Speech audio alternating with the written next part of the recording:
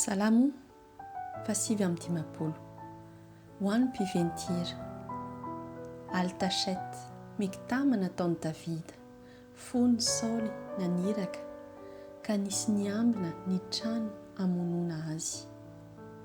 Afao amin'ny fahavaloko aho Andriamanitro, asondroty eo amin'ny avo aho, tsy ho azony izay mihodina amiko. Afao amin'ny mpanao ratsy aho ary vonjeo amin'ny mpanjatsan-drà.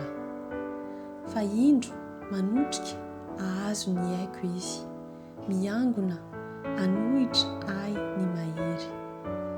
Nefa tsy fahadisoko ary tsy fahotako. Andriamanitro, tsy eliko no hiazakazahany sy hiomanany, koa mifoaza hitsenay ka jereo. Ary ianao Andriamanitro, Andriamanitry ny maro, Andriamanitry ny Israely, mifoaza hitsara ny firenetsamihafa. Aza mamindra fo amin'izay mpivadika ratsy fanahy. Miverina noho ny hariva ireny ka mierona tahaka ny alika, sady mandehandeha eran'ny tanàna. Indro mirezarezatra amin'ny vavany izy, sabatra no eo amin'ny olony, fa iza hono no andre?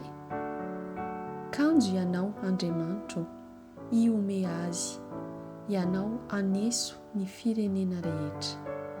Koa no ny herin'ireny dia hiandry ianao aho, fa Andriamanitra no fiarovana avo ahy. Andriamanitra izay mamindra fo amiko no hialo ahy. Ataon'Andriamanitra faly mijery ny amin'ny fahavaloko aho. Aza mahafaty azy ianao, fandrao anadino izany ny fireneko.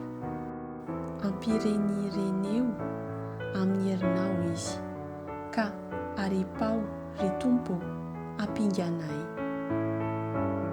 Ny fahotan'ny vavany dia ny tenin'ny olona. Aoka ho samborina amin'ny fireharehany izy, eny noho ny ozina sy ny lainga ataony.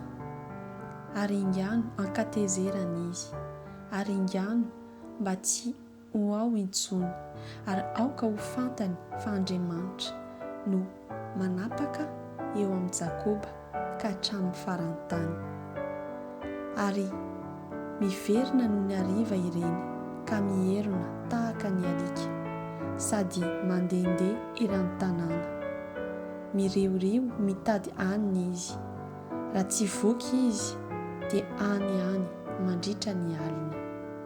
Fa izao kosa dia hihira ny herinao, ary mioby ny famindraponao noho ny maraina, satria fiarovana avo ahy ianao, ary fandosirako amin'ny andro fahoriana. Ry heriko, ianao no ankalazaiko, fa Andriamanitra no fiarovana avo ahy, dia Andriamanitra izay mamindra fo amiko.